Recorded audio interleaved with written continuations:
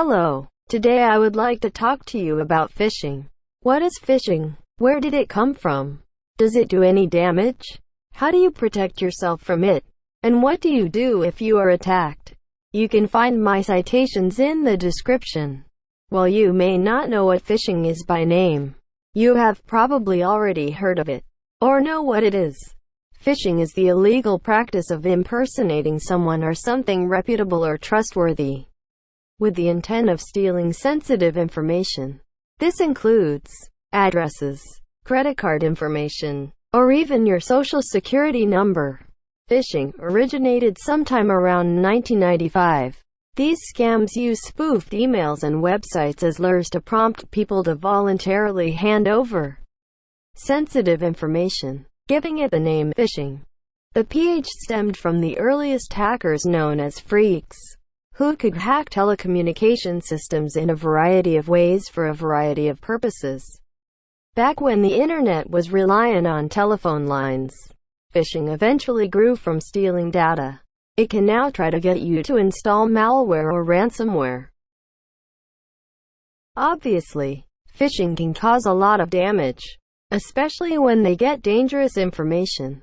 The damage it causes varies depending on what the information was. It is extremely important that you protect yourself against these kinds of scams.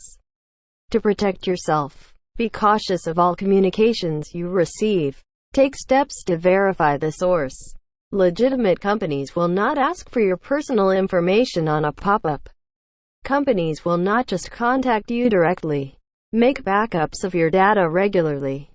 If you are attacked, you need to change your credentials, disconnect your device, scan for malware, set up a fraud alert, and report the incident to the FTC. Phishing is not limited to emails. It can arrive in the mail, come up on a web search, be a pop-up on a website, or even be a false download button. If you are attacked, act quickly. You might not be able to reverse the damage, but you may be able to rebuild some of it. It is also important that you are very careful with your information. Even if a legitimate company requires your personal information, make sure to understand why they need what they are asking for. Well, that is all I have. Once again, you can find my citations in the description. I hope this helped you understand a little more about phishing and why it is so dangerous. I hope going forward you are more conscious about giving away your information to sources and if they are legitimate. If you would like more information, you can always find it on YouTube or online. Just be careful what you click.